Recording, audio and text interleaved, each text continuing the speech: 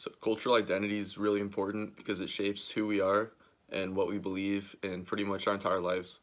And for me, it was kind of hard to come up with a cultural identity to talk about because I'm not really a religious person.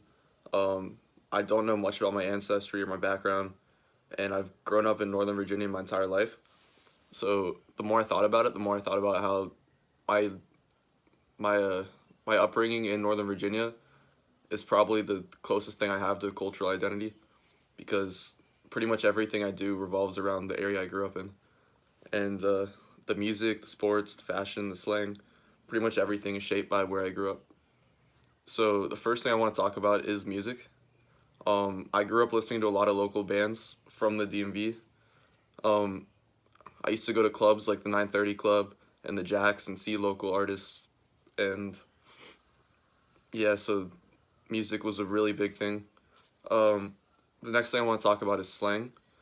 And a lot of the words and phrases I use are phrases from the DMV and from Northern Virginia. And if I were to go somewhere else, people might not understand what I'm saying because it's just something we say where I grew up. And I might not notice that, like, if I were to go somewhere else, but, like, I'm sure people notice that. The next thing I want to talk about is sports. So I'm a huge DC sports fan. I grew up a giant Redskins fan and a big Caps fan.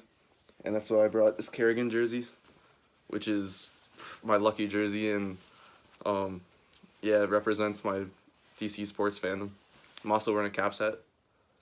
So yeah, these aspects of culture, I think, are represented in like my upbringing in the DMV, and that's why it's probably the closest thing I have to cultural identity.